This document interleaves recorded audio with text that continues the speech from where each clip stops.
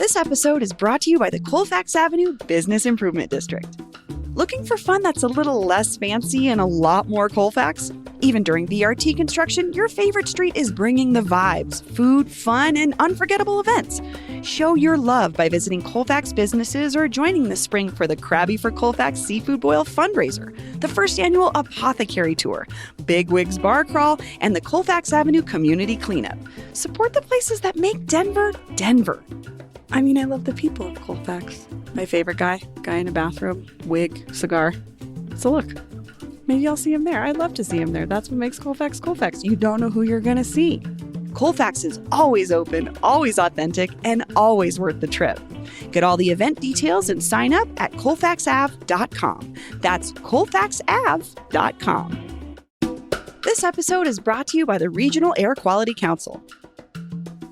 Happy Air Quality Awareness Week! The biggest air quality issue in our mile-high summers is something called ground-level ozone. It's created from pollutants like car exhaust. You can't see it, you can't smell it, but it is the leading cause of respiratory problems like asthma. But good news, you can help. This summer, you can take steps for better air, like switching to electric lawn equipment, upgrading your car to an EV, working from home, or just choosing to walk, bike, or scooter instead of drive. Sign up for Summer Ozone text alerts to know when it matters most. Just text Better Air CO to 21000 or visit simplestepsbetterair.org. Again, just text Better Air CO to 21000 or visit simplestepsbetterair.org.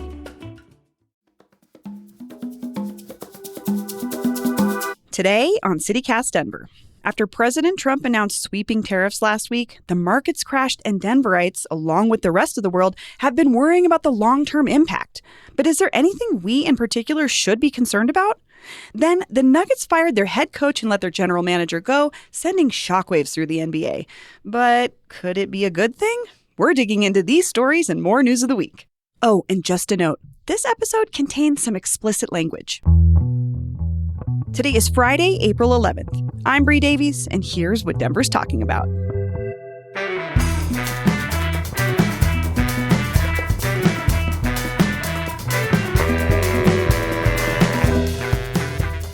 Welcome to CityCast Denver, the show about the city where the app Bike Lane Rising has collected over 400 reports of stuff obstructing mile-high bike lanes. Paul, have you encountered this stuff in the bike lanes? Sure. Of course there's stuff in the bike lane sometimes. 400 people have contributed reports to this app. And apparently it's like a big problem. Not enough, if you ask me. Yeah. I mean, it could be an undercount for sure. I know this app. It's Bike Lane Uprising, actually. I have it right here. Bike Lane Uprising. Okay, Paul's already. Well, I downloaded it because I went on a bike ride with some bike advocate people a few weeks ago. And they showed this to me. And then I watched them submit obstructions. Like a ton.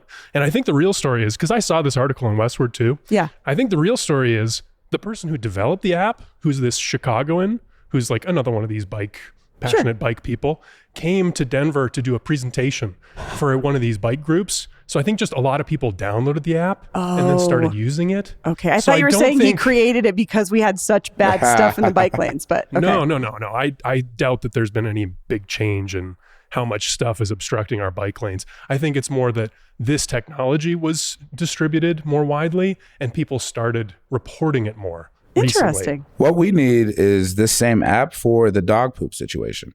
And so that people can start. I feel like is there not? Well, I guess, I don't know who's collecting that data. You know? That is a great idea. I'm on it. I'm working on it. We're working on it. Dog we got the whole uprising. Okay. Dog poop uprising. Dog poop uprising. Yeah. Would you download that app right now? I would go see that band.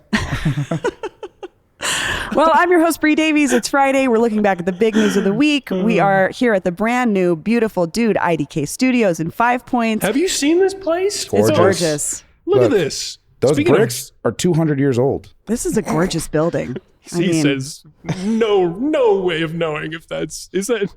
I hazard to guess at Denver's age as the colonized place we know now, it's probably not 200 years. Probably not 200, but you never know. Speaking of bikes, some people might know this space as the old Chocolate Spokes, right? Which was a great bike shop, right? You know, something happened to. And now it's something else. It has a new life. Here we are now. Hopefully that was a good ending. I don't know. I doubt it was an earthquake, but it's no longer here. And now it's this.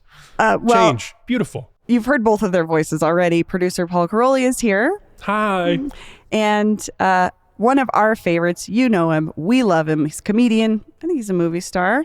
He's a performer in this year's Fringe Fest in Edinburgh, Scotland. And he's our favorite man in Casa Bonita in the approved gorilla suit, Joshua Emerson. Hello. Hi. So glad to be here, Bree. How's your morning gone? It's good. It's great. I mean, we're in this beautiful building. Couldn't ask for anything more. Absolutely. Nothing like high ceiling. Sun is shining. That's right. Great light in here. You look great. Lovely. Okay, before we get into the news, it's time to think about gardening. We have this great local gardening expert, Anne Marie Awad. She's on deck to answer your questions, and we would love to hear from you. What do you want to know about maybe starting a garden or whatever you're working on in your garden coming up this spring? Our number is 720-500-5418. Give us a call. Let us know what we can ask Anne Marie, and she'll help us out. I have a question. Yeah. What ratio to eggshells to coffee grounds do I need to be putting into my garden? This is a great question. I think we'll take that down and ask her.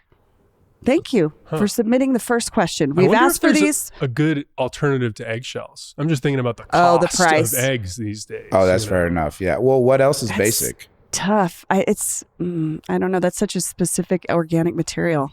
Yeah. I don't know. Well, that's for Anne Marie. We'll figure that out. Our top story. We're putting two things together that we kind of saw this week, two different stories, and we're calling it, will tariffs make Denver less cool? So our first component of this story is the tariff situation. So according to the Colorado Chamber of Commerce, Colorado depends heavily on trade with Canada, China, and Mexico. Canada is Colorado's top trade partner, with the state importing $5.4 billion and exporting $1.6 billion in goods annually. Axios has reported companies like VF Corp, which owns North Face and Vans, saw their stock nosedive last Thursday. Its worst day since 1987. Almost 30% hit to the VF Corp stock. Tough. Yeah, 29%. Not good news for them. Data software giant, if that's what you want to call it, Palantir. I don't want to call it that. I was like, how would you call him Big Brother? Okay, I was like, that feels. I was like, surveillance technology, defense contractor. Yeah, AI defense contractor. That's fair enough. As a big brother, I don't like the term big brother being applied to evil things, but that's fine. Okay. Noted. Thank you. I'll make sure to be conscious of that. What else? Oh, Colorado's craft. I'll send a letter to the Orwell estate for you. Thank you. Colorado's craft brewers, we have the fourth most per capita in the U.S., are already facing higher costs tied to 25% tariffs on steel and aluminum, and that was announced last month. So that's one component of this conversation. The other side of it is Westward reported this week from a very reputable website called Betway that Denver was ranked 6th coolest city in America. And they looked at, quote, key factors associated with being cool. What do you think those would be? What do you think they were measuring? The amount of vegan restaurants per capita. God. You saw this list. Yeah, I did. Okay, I was like, funny. wow, yes. Yes. I think that's such a funny metric in terms of like, oh, vegans are the coolest people. Have you ever talked to a vegan? They're annoying. I don't I agree with a lot of them and a lot of what they stand for, but also I would prefer not to talk to them. And I think that's a big part of being cool, is being somebody you want to talk to, So maybe that wasn't the best metric. They also looked at the amount of record stores and tattoo shops we have. It's true. Unfortunately, we only ranked 9th and 10th for public street murals and hidden gem bars. That was a surprise with the public street murals. That's a big part of fake Denver culture, Listen, graffiti people need a legitimate way to get paid, and that's what I love about it. That's true. They can funnel they can make their money that way. And I guess it's just funny to me because we have street mural tours, and it's just these people from the Midwest in their 40s going around with this guy with a water pack on his back. And I may or may not have gotten into a fight with one of these people on really? Instagram. Bro, do tell. Well, I have a lot of feelings about that, the tourism aspect and which murals they're talking about. And you know what I mean? We have such a rich culture of that here in Denver. The Chicano civil rights movement, a huge component of that was the arts. And we still have murals today that were painted in the 70s by these folks in the movement. So there's that component. But then there's also sort of the new tourism-y part of it. You know? Yeah, a lot of hearts that are geometric. You know what I mean? That say Denver's love. Love this city. Yeah, love it. Yeah. Honestly, those ones I feel like locals find corny. I mean, what you all are saying, but I think those are the most popular ones. You Like see if them you a were lot. to do an Instagram survey of what's the mural that gets the most attention, it's probably that Love This City one that's like The Pat Milbury. super generic. I like the snake one that looks like ovaries. The Don't Tread on Me one. That was over in like Ryan. on Crema. Yeah. That one's cool. Oh, I don't know if I've seen that one. Oh, that's pretty It's cool. nice. It's a take on the Gadsden flag, but Sure. with Yeah. the feminist. Take on it. And then, Greg Deal, Daniel C. Walker, they've all done a bunch of murals as a part of I this. love Danielle C. Walker's work. She did some work around the Denver Indian Center on my side of town, and it looks gorgeous. Isn't it nice? Yeah, she's great. Folks, it's art. It's subjective. Yeah, It's true. absolutely. So I'm going to bring this back to the tariffs conversation while keeping this cool city ranking in mind. Paul, you reached out to some people in the cool sphere and asked them about this very thing. Well, I'd like to address the premise of this because this is so ridiculous what we are doing here, connecting this stupid press release list to this very important That's what we get to do national here. conversation. I had this idea because we've been struggling with the tariffs conversation for weeks. Like, how do we tell the local story of this? I've been talking to economists who are all critical of the tariffs. Basically, every economist who was born in the last 100 years says this is a stupid idea, what the president is doing. But what I've heard from these economists, some local people, is that it's not really about any specific industry. It's more like it's going to be an economy-wide impact on everybody. These tariffs, and especially right now. I mean, as we're recording right now, the president has rolled back the big tariffs that he announced last week. He's left a 10% across the board tariff on all imports except China, which seems to be still escalating by the hour. They are going back and forth, which is worrisome for national security reasons. I'm sure I'm not the only one worried about that. But I think it's just an across-the-board impact. It's going to be on all consumers, on all goods. It's going to hit some things specifically sooner, but it's going to be really everything. So it's totally arbitrary what you look at because every business is going to be affected. So when I saw this coolness list, I was like, why not talk about these things, Why not? If we're going to just be picking out beer or construction, yes, they're all going to be impacted, but why not vegan restaurants and record stores and these cool indicators? So yesterday, I spent 2 hours and I called all the vegan restaurants I know and a bunch of record stores and a bunch of, what was the other one? Tattoo parlors. Tattoo spots. Yeah, there was some interesting stuff. I talked to, probably my favorite call was with Becky Stutzman at Bound by Design on Colfax, which is a tattoo parlor. It's definitely a legacy business. Yeah, it's it's pretty one cool. of, it's been there for a really long time. A mainstay. She's apparently worked in the business for 13 years. I asked her role. She called herself the gatekeeper who does the logistics. So the business Someone's side. got to run the tattoo shop. Someone's got to say no. No, Someone has that's to a bad check idea. IDs and take money. Yeah. Get the health stuff figured out. Yeah. But she said, and I'm sorry, this is going to be a little explicit, but she said, quote, tariffs are going to fuck most of our tattoo artists and piercers in a way people don't think about. Tattoo shops use a lot of protective gear. Most of that is not made in the US anymore. The amount of gear tattoo artists use to sterilize their station, from the needles to the protective gear, is way more than people think. And then I asked her, give me an example. And she said, we go between the 12 tattooers in the shop and the 5 piercers, they go through 8 to 12 boxes of plastic gloves per week. And Yeah. those all have to be imported.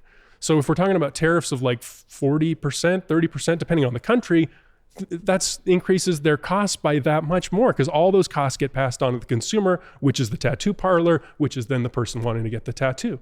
So if we're talking about do tariffs make Denver less cool in terms of the amount of tattoos people have, if tattoos are more expensive, people will get fewer of them and we will be less cool. Yeah, I also think do tariffs make Denver less cool in the fact that can they buy food? You know what I mean? And so can they survive? For the next 4 years? It's pretty cool to be alive. And it's everything. It's It's literally everything. My thought about this in particular was talking to my tattoo artist, Kevin Hennessy. He just said over the pandemic, a lot of folks got into tattooing, as a lot of us maybe changed careers or had a lot of time. And he just said there's a greater amount of tattoo artists in the city already. So it's sort of saturating the market and it's a lot more competitive than it was. So I imagine this coupled with that could make this an industry where a lot of folks are looking to something else. I know it's gotten competitive. I got these tattoos right over here, over in down by City Park, and then he left the state, came back, and he hit me up, being like, "Hey, you want any tattoos?" It felt like a sales call. It felt like one of those I see that from a lot of folks on Instagram. Like, come on in today. I have spots open. I've got, I'll do this style or this size piece for $100. Like, like come on in just today, kind of thing. Yeah. Come sell. Yeah, you can feel I don't want to say feel the desperation, but you can feel that it's not just they can rely on walk-ins anymore, and just the idea of a tattoo. Yeah. Who else did you talk to, Paul? The other good ones, I didn't actually talk to anyone from any vegan restaurants, so I might get a call while we're recording. Good. Can I just say, 15. lucky you. Okay. Dang. Because I didn't talk to vegans. I love vegans. Do you? Hard on vegans today. Really, you're showing a side of yourself about vegans that I'm a little surprised by. I love vegan. I hate vegans. I guess that's really where we're going to land with that. Hey, eat more meat. Folks, the number to call for feedback on anything you hear on the show, if you have any thoughts or opinions, we want to hear them. It's 720-500-5418. Or you can check out the CityCast Denver subreddit. I'm not scared of you vegans, all right? You're anemic. What am I doing? What are you doing? So the other people I talked to that were really interesting were the record store people, which apropos of our conversation yesterday on the show, you talked to Denver Post reporter John Wenzel about Record Store Day this Saturday, Bree. Yeah. So what are these folks dealing with? They're expecting a big business on Saturday. Sounds like they really need it because, like everyone else, they're afraid of the tariffs and the impact of tariffs. Pete Stidman, co-owner of Wax Trax, one of the big ones. Which has also been expanding in the last couple of years. They opened a second location and then sort of like a pop-up at Stanley Marketplace. So by all accounts, seems like they're doing pretty good. Yeah. I mean, they had been doing good, but they're worried about tariffs, according to Pete. And he told me a couple of interesting things specifically to the record industry. One is apparently most records, like the biggest producer of records in the whole world is in Eastern Europe. Oh, wow. Like the record pressing plant? Czech Republic. Okay. Yeah. So, if there's tariffs on the Czech Republic, all those records are going to be more expensive.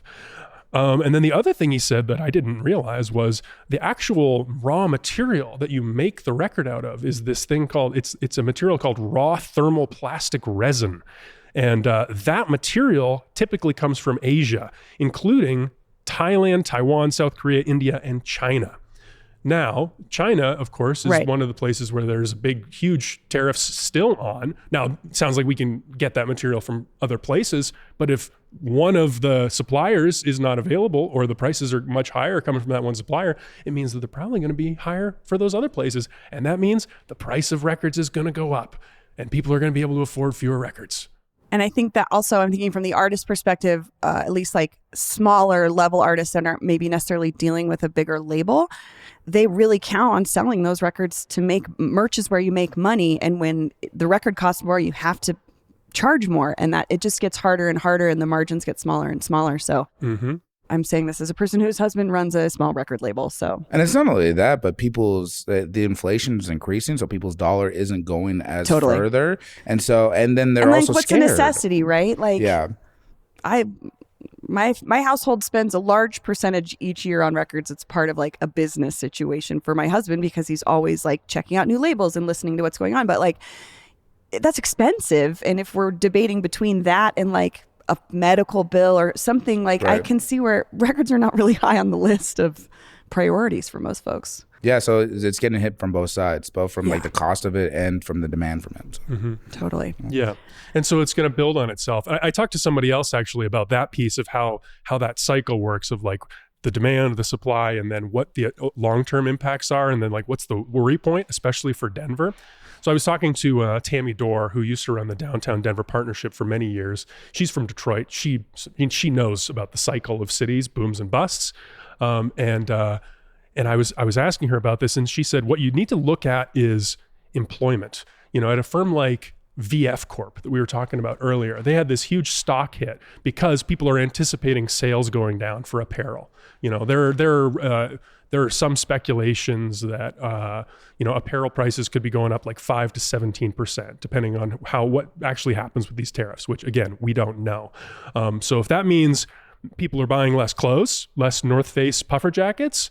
That means North Face isn't going to be making as much money, but the impact locally is on like retail, on downtown, and then if we see layoffs at VF Corp, it just sends the whole cycle back into hyperdrive, because that means even fewer people are going to have that income to be buying those puffer jackets. I mean, I worked in retail through the recession in 2008, and it was extremely difficult. I've talked about it on the show before. I was luckily living with my mom, but I had a lot of coworkers where that was their only source of income, and we were getting scheduled like 8 hours a week because there was no customer. And that is definitely what I'm thinking about happening again. And I guess what's so frustrating about this, it's such a large economic shock to the system. This is the worst the U.S. Treasury bond has been, since I've been alive. And it's entirely self-inflicted. It's entirely an artificial crisis. What do you think about that component as someone that's studied economics? Well, it's crazy. There's no other side to the tariff argument. It's something that you learn in Intro to Macro, like right away, in terms of the way that tariffs, that they hit the consumer most, but they are a tax sort of imposed by the government on its citizens. And the last time we used tariffs was Smoot-Hawley, and that's what made the Great Depression so great, and send us into it. And it's just, they are like, uncertainty and insecurity, like the not being able to sort of predict what's going to happen in the future, is dangerous, because there's this thing called animal spirits. The way that the economy moves, it's dangerous. They can be a mob mentality, and that's how you have people going into the banks and trying to take out all their funds. It eliminates the amount of capital to build and continue to grow as an economy. And when you start to feel that contracting economy, it's going to hurt everybody. And it's frustrating because we've had a global market since the 80s for 50 years that we've continued to add, and everybody has benefited from it. So to try to like go and just only be domestic when we don't have the infrastructure and the manpower it's sad and terrifying, and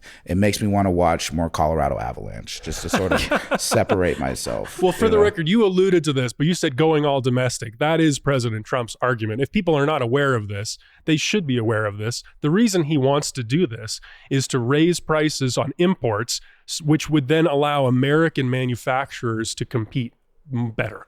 That's the premise of this entire argument. He wants to create this wave of entrepreneurship locally.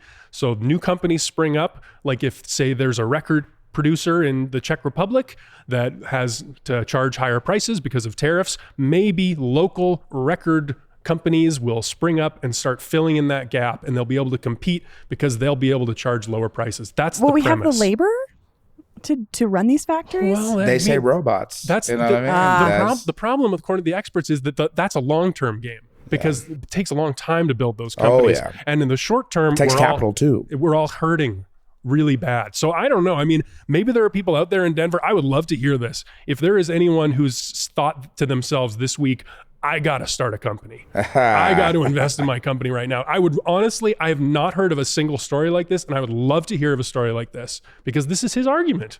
And I don't think it makes sense. Well, because to be clear, there's no domestic companies that are asking for this. Like these large, like Elon Musk, like these billionaires, they're all not stoked about this movement. This is where you see the separation. Cheaper overseas. I mean, there's the ugly side of that too. I mean, and they're begging him for exemptions. All these CEOs, I've been hearing about it all week. They're all calling Mr. Trump, and which he loves.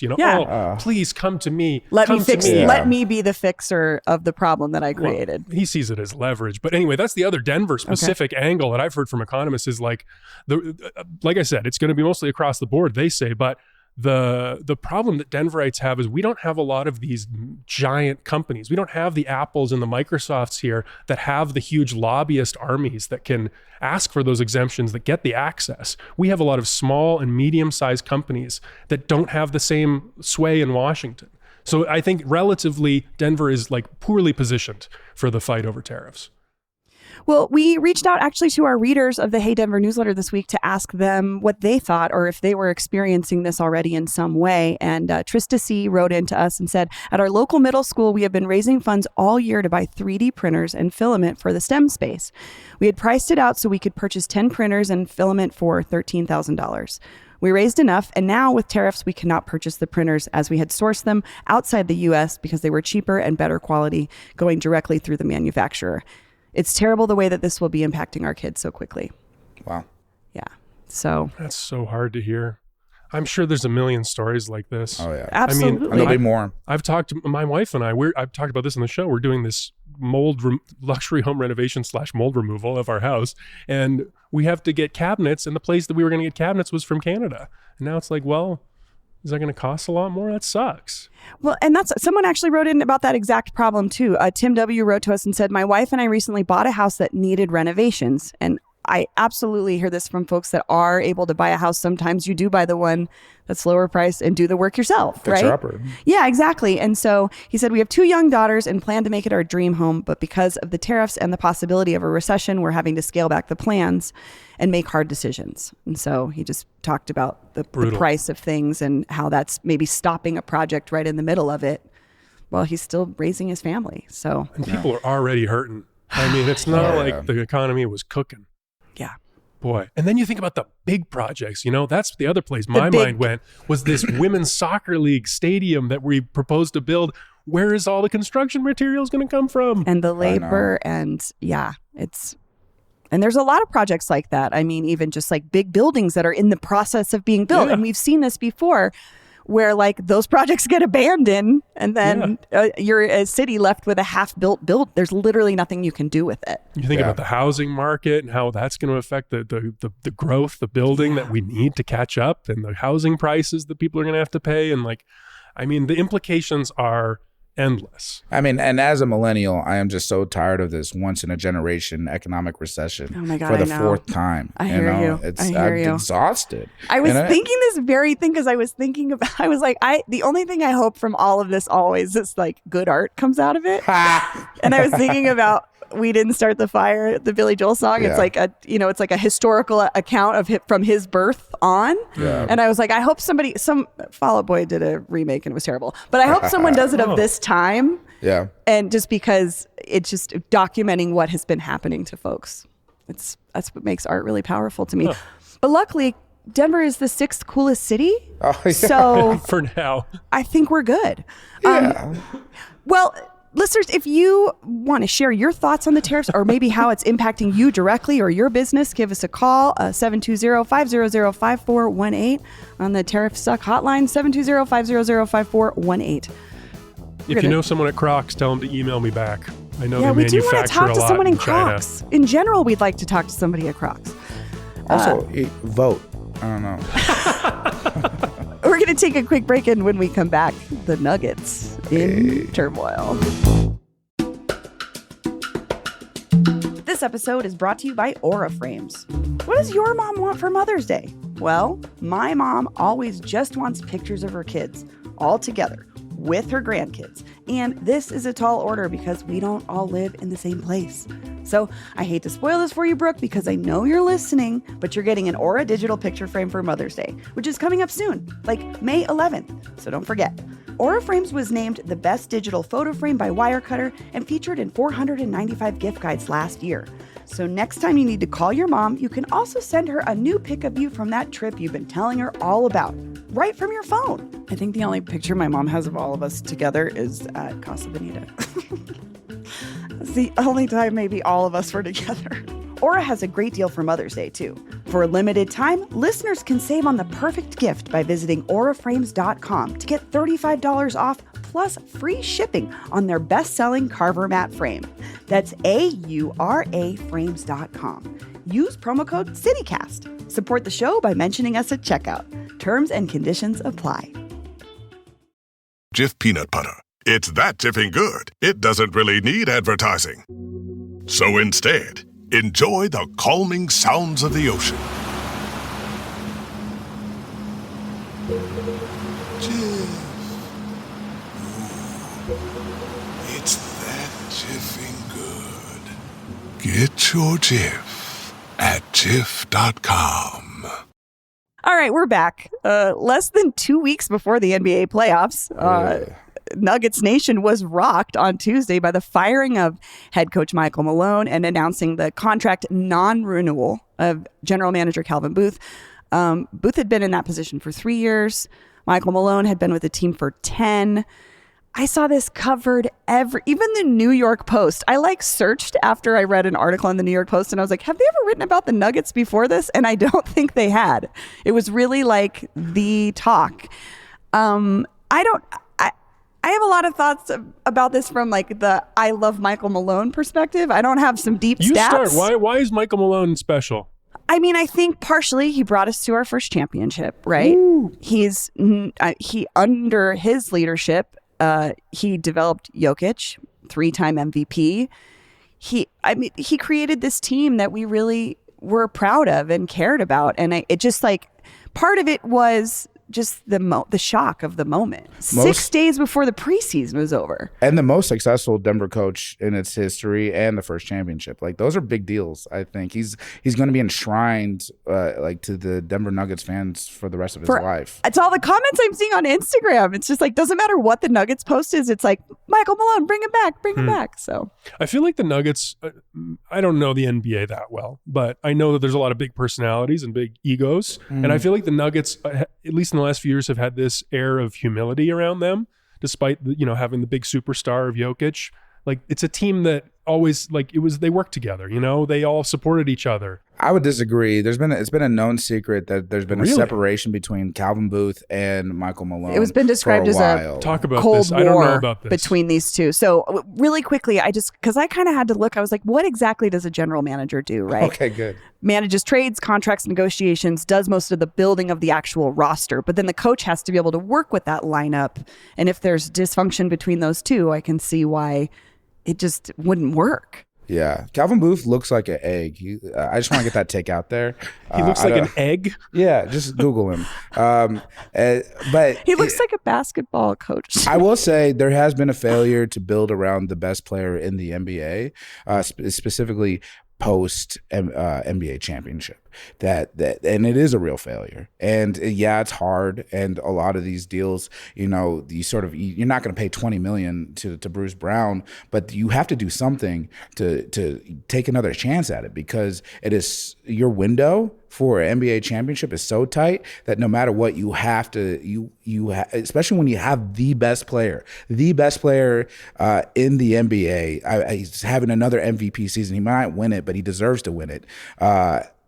You gotta put a better team around him. Right. I was going to say that was one of the criticisms of Michael Malone is you can develop Jokic all you want, but if he doesn't have a team to support him, that's been a long running complaint is if Jokic isn't on the floor playing a ton of minutes every game, the Nuggets won't win. And I think the other thing that I heard was Calvin Booth was really interested in drafting young players and developing them. And it sounds like, at least I've heard that Michael Malone was not as on board with that. And he wasn't maybe giving as much attention to those younger players to develop that rest of the team. But, so can you blame him? The tension was Booth wanted to have younger players step up more. And second rounders. Interesting. Yeah. Like Christian Brown and there's just Michael Malone has been known to do this, where he plays the people that he believes in and doesn't play the people that he doesn't. And so a lot of these young guys weren't getting any playing time in the NBA, but it's also the West right now, the way it looks, and the fact that you have a chance at a championship. I sort of get you want to move on from Michael Malone because you know where the ceiling is right now for the foreseeable future with him.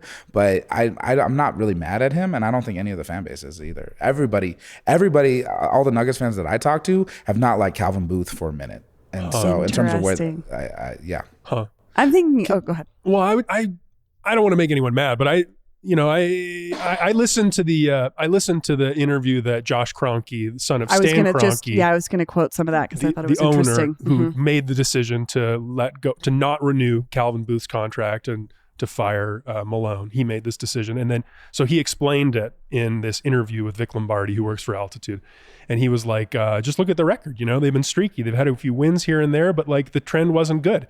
And it seemed like he thought they were looking at an early exit in the playoffs. And I feel like, I don't know, I can see the argument there. Like sometimes you make a big change like this, it can spark something, maybe the team can rally around a new guy. Maybe you can feel something new. You can get some new energy back in the room, change the tone, change the tempo. I kind of think this is good. I've seen this work before in sports. Where? There was a team, the Pittsburgh Penguins did this. The last time they won the Stanley Cup, they had changed their coach like a month before the playoffs, and then they went on a run, and he was beloved. He totally kicked them into gear. And folks maybe say that's already true because the Nuggets won their game on Wednesday, the first game after this situation happened against the Kings. So I will say, I think part of the reason why Josh Kroenke felt empowered to do this is because David Adelman has been such a crucial part of the success. Who they brought in too. Yeah. And he has, I mean, he's been with the team since 2017. His dad coached in the NBA for 23 years. And like his quote is, he needs to change the overall vibe. So talking about that sort of kick in the Vibe pants, shift. just we need to shift and to do both Calvin Booth and Michael Malone at the same time is very much like Josh not siding with either one of them and just sort of like, just being hey, like, we can't deal with this. Also, maybe that was part of it. Was like, Exactly. if you're at a standstill, we as a franchise have to move on. yeah. But I do wonder how this will, not that, I just think about the Kroenkes and like the Monforts, and people really don't like the Monforts. The owners of the Rockies. Yes, the perception is because they don't invest in the team. And I just thought how people will think about the Kroenkes after this. I mean, you can't say that about the Kroenkes. The Kroenkes are so invested in the No, Nuggets. I'm just and saying, Josh like- Kroenke is so hands-on. But I'm saying like the perception of this with this decision, so many fans taking it so personally. I just wonder if that will change their feelings. Oh, maybe. I mean, if Jokic leaves, it absolutely will. It's really on whether or not they can keep. That's a good question. So. that's probably a big part of this decision. I mean, I read one thing that said that this morning someone was like, they told Jokic ahead of time and that he, quote, understood the decision to get rid of Malone and Booth. Hey, woke the beast. I mean, I also wonder what else he could say. You know what I mean? I imagine he's trying to just he could do have his said, job. hell no, don't fire my guy. He could have stuck up That's for not him. his. This just doesn't seem like his style. I guess. But He's David very- Adelman has been Jokic's guy for a long time. They have a really good chemistry on the offensive side. Interesting. I was going to say before we go, if you'd actually like some analysis on this situation, the DNVR Nuggets podcast was great about it. great. Locked On Nuggets was great about it. Bill Simmons had some deep analysis about it that I watched last night. I mean, You don't want honestly, to hear it's my 'cause- take on the stats? You don't want to hear my deep dive? I I didn't do that. figured you did it. I was like, Again, why not a would you do basketball that? guy. I can't wait to hear the chicken and the nuggets take on this, honestly. Yeah. Shout out to Jacob Rupp of Dude IDK Studios, co-hosting that show. Great show. All right, we're going to take a quick break, and when we come back, our Rocky Mountain highs and lows. Hey CityCast, something I appreciate about the Cozy Earth Mother's Day sale is that they know motherhood looks different on everyone. So whether you're raising kids, dogs, or Kane, all moms work hard and they deserve comfort. So let me tell you about these Cozy Earth sheets. They feel like cool water, in a sort of, is this the Ritz-Carlton or my own bedroom kind of way. The pajamas are what I imagine celebrity moms sleep in, buttery soft. You're looking for the right gift because the women who raised you feel like home, and they are going to love Cozy Earth bamboo pajamas, and I know this because it's 3:24 p.m. and I'm still wearing mine. To celebrate moms everywhere, Cozy Earth is supporting your favorite local podcast and giving our listeners a special promo. 45% off site-wide. This is a luxury brand, and that is a mind-blowing deal. Use Cozy Denver to take advantage of 45% off at CozyEarth.com. This episode is brought to you by SelectQuote. Life insurance can have a huge impact on our family's future. With SelectQuote, getting covered with the right policy for you is simple and affordable. SelectQuote's licensed insurance agents will tailor your experience to find a life insurance policy for your needs in as little as 15 minutes. And SelectQuote partners with carriers that provide policies for many conditions. SelectQuote. They shop, you save. Go to selectquote.com/SpotifyPod today to get started. We're back. Our Rocky Mountain highs and lows of the week, wins and fails, things that ruled, things that sucked. Start with fails, as always, so we can end on a high note. Joshua, what's your fail this week? My fail, I just want to make sure the story doesn't die, is the amount of dog poop in Denver. I accidentally stepped in some when I took my dog out for the park. Ever since he's mentioned that, I cannot stop seeing it all around my neighborhood. And it's become your like focus. Yeah, I'm dreaming about it now. I'm sorry. Which is, I can smell You're it in my dreaming about dog poop. Yeah, and not in the good way. What Is would be there the a good way? Like, what if the dog poop was made out of chocolate? And you could just maybe it's like the emojis, the poop emojis dancing. And you're dancing with them hand in hand. I tell you what, if the dog poop was dancing, I would like it more. Yeah, me too. Me too. We're working on this dog poop thing. If you have a take, it's not too late. We're getting ready. We got some data. We finally got some results to share soon, very soon. The big Denver dog poop investigation. We're going to reveal it to the world. I'm very excited about this, but it's not too late to get your take in. We want to hear what you think. Does Denver have a dog poop problem? 720-500-5418. This is how you win a Pulitzer. Okay. I friggin' hope so. I think we got some really good stuff too. Like this turned into a real thing. I can't stop seeing it. It's everywhere. Me too.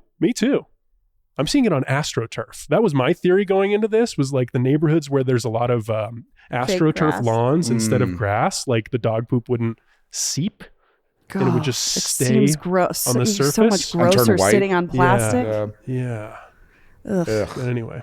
Paul, what's your fail? My fail this week is I talked about the women's professional soccer team and the stadium project being built. This week, the ownership group led by Rob Cohen of IMA Financial, one of the big downtown boosters, one of the big city leaders, secret movers and shakers of the city. He's leading this ownership group.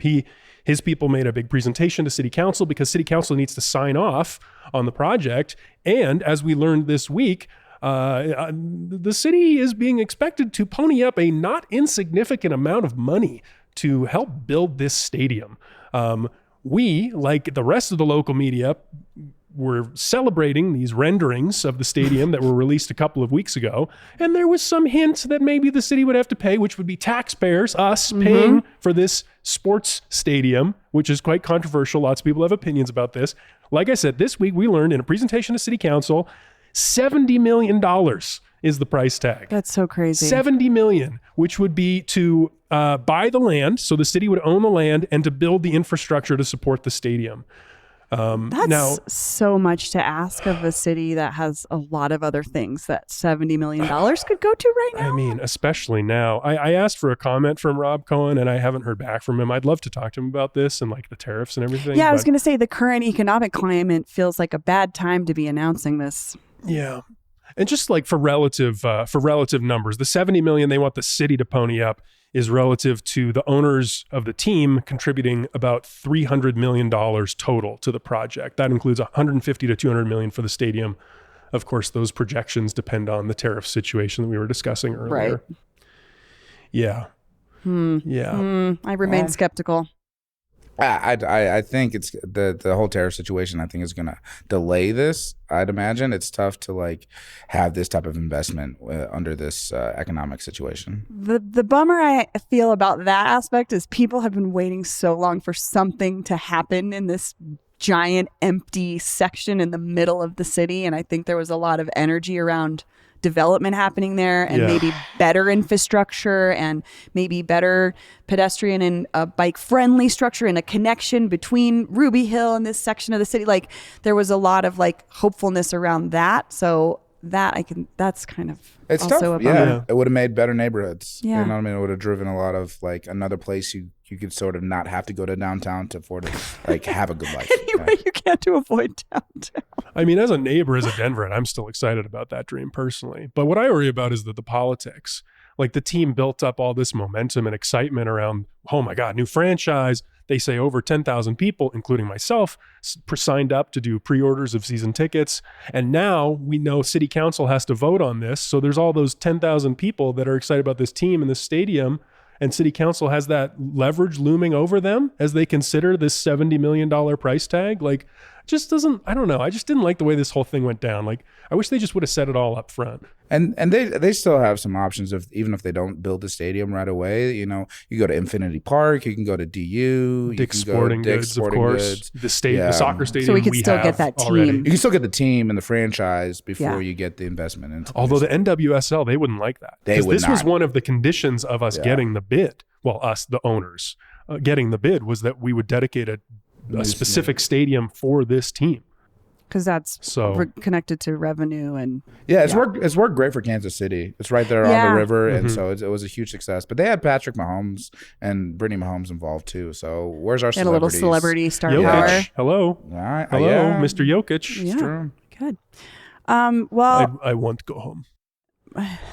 I want to go home to Syria. Oh, I was no watch soccer. No, I don't you're want doing a Jokic impression. I thought you were having a stroke. No parade. One other thing on this, sorry, shout out to council member Amanda Sawyer, who during this discussion said, according to Denverite, I will just say for $70 million, Denver had better be in the name of this team, she said. Ooh. I thought that was a good take. What else would it be? Glendale? They're talking about like the Colorado 14ers. That was one of the suggestions. The Colorado somethings. No. The Denver Dixies? I don't know. Yeah. I mean, we can workshop it later. I was like, I don't know if we're doing Dixie anymore. That's fair. fair. Like the Dixie Chicks took that out of their name for reasons. For reasons, yeah. Good reasons. Yeah. I'm on the right side of history. Well, I'll share my fail so yes, we can move please. on to some happy things. This is really a low with hopefully some light at the end. Michael McGrath, who's a prolific and talented concert photographer here in Denver, he's shot probably thousands of concerts over the 40 years. He's been like local shows, big shows. I've seen him everywhere from the Mercury Cafe to Ball Arena, shooting shows. He was diagnosed with a rare and especially aggressive form of cancer. He's stage 4. His wife, Amy, who's been a teacher at Denver School of the Arts for, I want to say decades because she's taught some of my friends. She's amazing too. They're putting together a show just to rally around the family on May 30th at the Oriental Theater to celebrate Michael's work and to just bring attention to him. I think what Amy said was he's putting up a good fight in the chemo room in a bid for more time, more love, and more shows. So I'll put a link in the show notes if you want to go. You can buy his prints directly. He's got 2 kids. They're amazing musicians in their own right. I actually taught his daughter Molly when she was in elementary school at the Girls Rock Summer Camp, and then she went on to form multiple bands of her own. And this is just like a family that's really rooted in Denver's art scene and has had an impact on so many different people in different ways throughout the arts community. So I just hope that we can support Michael when he's going through this. So, all right, wins. Do you want to start, Paul? I would love to start. My win is connected to the Tariff situation. Actually, you know what? I wanted to shout out Win Coop Brewing. I had never been. I went for the first time last night. This is Hickenlooper's spot. Did you have Patty's beer? Patty has a beer? Yeah, the green chili beer there. Shit. Yeah.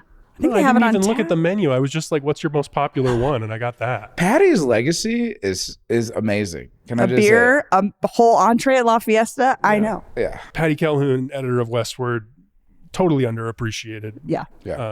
Terrifying. But yeah, Win Coop Brewing, pretty cool spot.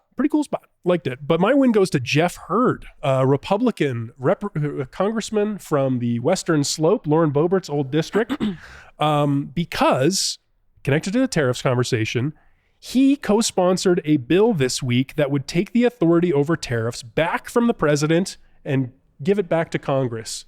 This is a Republican in Congress from Colorado breaking with his party, standing up to the president because he knows that these tariffs are going to hurt his constituents. And I think that takes a lot of courage.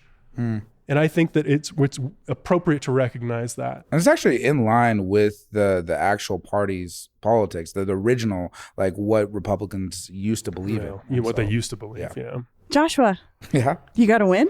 Yeah, I do have a win. It's been talked about a lot, but Sundance is moving to Boulder. That's very cool. I wanted to pull out a specific part of it, and that the Sundance, they have this Indigenous Fellowship program, and there's been a lot of great alumni through it. One of the biggest wins, I think, that came out of this fellowship program was that Sterling Harjo and Taika Waititi, they both had projects at the same time. They got the fellowship at the same time, and that's where they originally met. And so after getting the Oscar, after doing the Marvel movie, he gets this deal at FX, and Taika goes to Sterling and says, hey, you have any projects? And that's how Reservation Dogs got made. It didn't have to go through like the whole pilot process. It was just one of those things where it was an organic relationship between two Indigenous men. And the reason why that happened was because Sundance sort of had this fellowship. So that the fact that it's moving to Boulder, I'm so excited. I think there's just going to be just more like good art happening out of Colorado. I think location matters in terms of being able to volunteer, being able to be exposed. That's what I was thinking too, is just like jobs for folks in and around the film industry, which I know is a lot of folks like you, creative folks that maybe are making art in other ways, but this is one of those, it's not a side job, but it's often a job where you can connect with other folks. Oh, absolutely. You know? You find the people that you're meant to find. Yeah. And that's exciting. Yeah. And so that's a good way to look at it. Yeah. So yeah. I appreciate that, because there's been, it's been a complicated conversation around like it moving. And I get that, yeah. But that's a good way to think about it. I like that. The Sundance thing, I want to connect this back to one of my obsessions, this whole debate over the tipped minimum wage and this bill going through interesting. Our state legislature, because I heard from a source recently that that Boulder City Council actually recently endorsed the bill after being undecided on it. The new version of the bill that gives power back to local municipalities to lower the tip minimum wage should they choose to. Sounds like Boulder might be interested in doing so. And one of the big parts of that discussion was Sundance. Now that Sundance is going to be in Boulder, people were saying, will there be any restaurants left to support all these filmmakers and film lovers who show up? So this is apparently this is how the governor is thinking about it too. The governor is very excited about Sundance, and this whole like restaurant crisis narrative that we've been talking about a lot in Denver had sway in Boulder. Their whole city council, they endorsed this.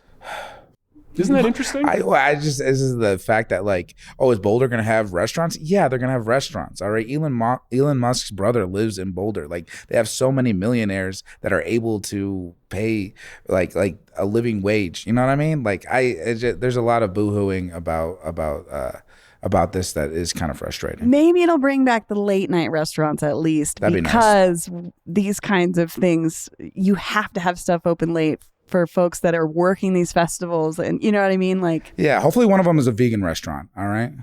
Joshua will be there, first guy in line. Too late, my man. Oh, damn it. Well, I'll close this out. My win this week goes to me. I'm really proud of myself. I'm giving myself some credit. I started composting again, everyone. Because Amy Ford, the head of Dottie, told me personally 6 months ago in an interview on this very show that if the city didn't pick up my compost, to let her know.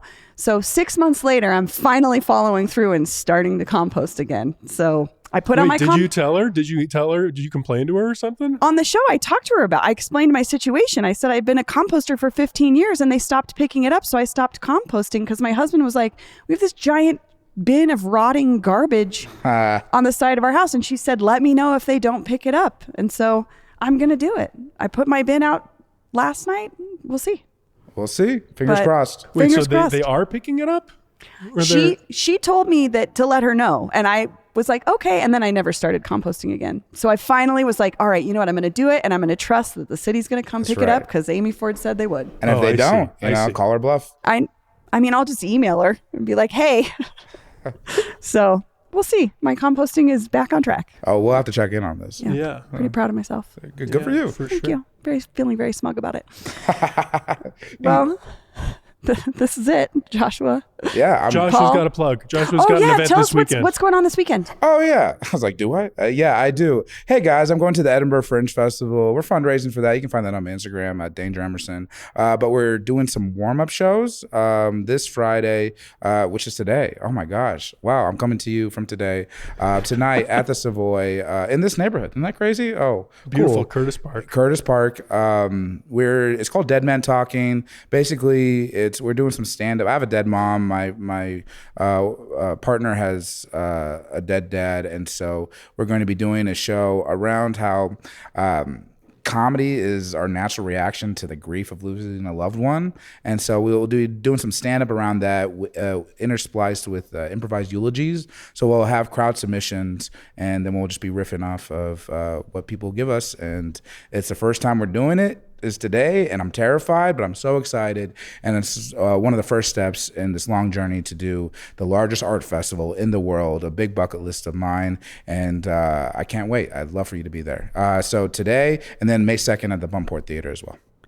We'll put some links in the show notes for folks who can learn more and buy tickets and such. You made a documentary about the last big show you did, the Netflix is a Joke. Are you going to do a doc about Edinburgh? You know, Jeff is a very busy guy now. It's weird how success has made him busy now. Your friend unavailable to you. Cool, whatever. That's great. But yeah, I think he's gonna be coming over for a week, and we'll film some of the shows then. So shout out to Jeff Stonick. Yeah, sure. We'll be watching your journey on Instagram. Yeah, it looks like a chubby Jeff Dahmer. You know what I mean? But somehow you need to be nicer to your friend. I am nice to him. All right, we're in Series Fest. How much nicer can I be? We got into Series Fest. He didn't even want to apply. All right? You just compared him to Jeffrey Dahmer. Well, he needs to stop eating people. Oh, my goodness. Okay. Well, Joshua. You're ending the show, Brie? Joshua, Paul, thank you so much for joining me. Thank you for having us. Yeah. Don't eat people. That's all for today here on CityCast Denver. Our producers this week were Paul Caroli, Olivia Jewel Love, Elizabeth Kama, and Selena C.A. Reynolds. Adam Sage edits the video for YouTube. McKenna Harford writes our morning newsletter, Hey Denver. Abby Madigan runs our social media, and I'm Brie Davies, your host. Our music is by Los Mocochetes with additional mixing by Tyler Lindgren. If you haven't already, subscribe wherever you get your podcasts, follow us on Instagram at CityCast Denver, and tell Josh Kroenke about us next time you see him. You can sign up for our daily newsletter and learn more about us at denver.citycast.fm. See you next week. Police are here. They're going to arrest me for my takes? No, they're going to arrest you for your shirt. Is your shirt you? Yeah.